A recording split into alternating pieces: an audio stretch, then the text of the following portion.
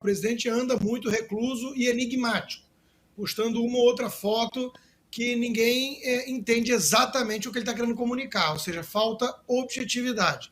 E aí vem as especulações. Né? O filho dele, Carlos, até postou a imagem muito feia, né, da doença de pele na perna do pai. Tem gente que falou que ele estava meio depressivo, tem gente que falou que ele estava preparando alguma coisa. Cada um vai ter sua tese preferida, né, Lacombe? Mas é pura especulação. Eu acho que ele não quer associar diretamente o nome dele a quem está se manifestando, até porque, como você lembrou no primeiro assunto, são manifestações orgânicas, voluntárias, de baixo para cima. Não tem uma liderança, não tem um movimento de empresários ou um indivíduo ou algum político por trás cacifando isso. São brasileiros, irritados, indignados, revoltados com toda razão. Então ele pode querer, por cautela e prudência, evitar essa associação.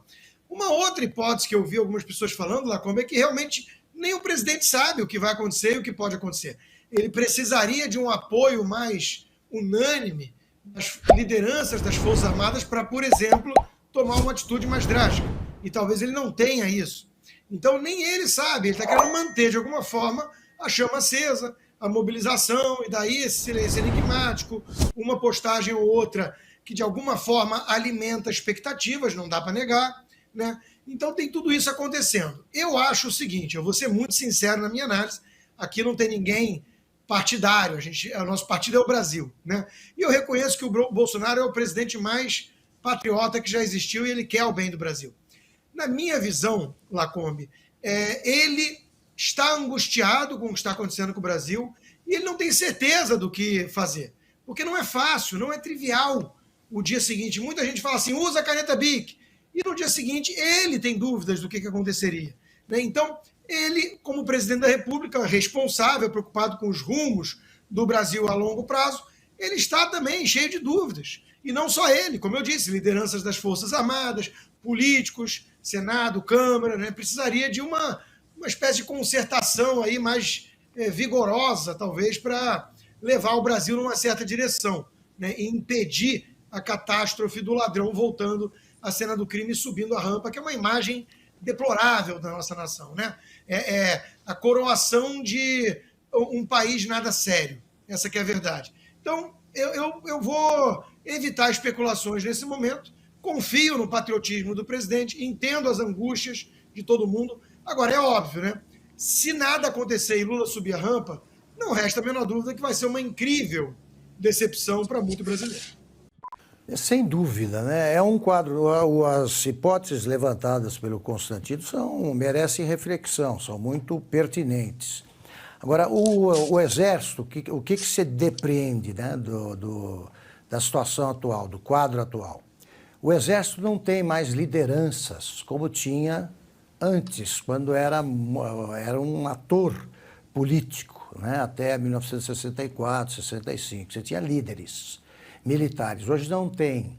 O Exército está pagando um preço aí bastante alto pela sua profissionalização. Mas é evidente que você tem incontáveis oficiais descontentes, né? Porque, como disse o coronel nessa entrevista que você mencionou, como é que faz? Eles vão ser subordinados, o chefe das Forças Armadas é o presidente da República. Eles vão ser subordinados, né, agir como, né, subordinados de um ladrão. É complicado. Eles vão atender a ordens ilegais. Eles aprendem, como lembrou o coronel, que Montenegro. Né? Montenegro, isso. Acho que Fernando Montenegro. Eu não me lembro o primeiro nome dele, mas Coronel Montenegro, com certeza. Ele lembrou o seguinte, você aprende ao entrar no Exército que ordem ilegal não se cumpre. Como é que faz? Quer dizer, essas ordens, algumas ordens do ministro Alexandre de Moraes já foram desobedecidas, estão sendo. Exemplo, ele mandou que fossem removidas, né, as multidões que estão diante dos quartéis, removidas pela Polícia Militar. Ninguém cumpriu.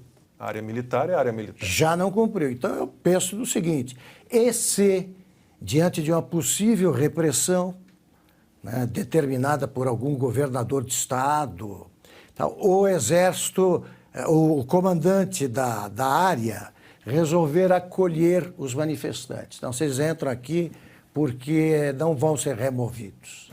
Você tem uma crise de bom tamanho. O problema que a gente vive também, e é histórico, é a inexistência de um partido real.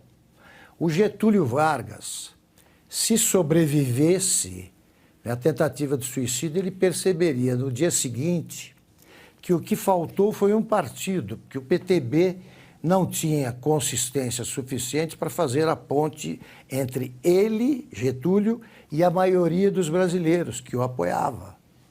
Percebeu-se isso no dia seguinte, no enterro de Getúlio. A multidão colérica provocou o sumiço dos que tinham provocado o suicídio. Sumiram. E o povo não tinha mais o que fazer, ele estava morto.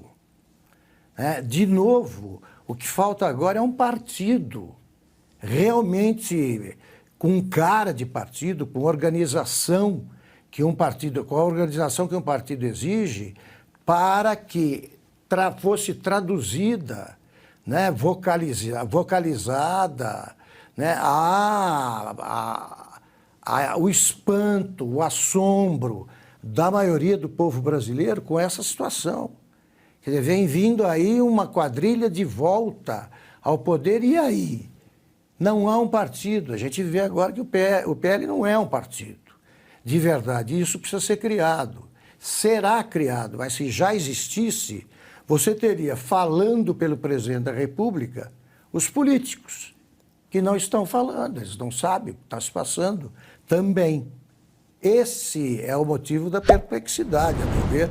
O principal motivo é uma situação de perplexidade. Você não vê uma única, Lacombe, uma única manifestação a favor do Lula. Não, vamos bloquear os golpistas, vamos deter os golpistas, vamos garantir a posse do presidente. Nenhuma manifestação houve nessa direção com essas palavras de ordem.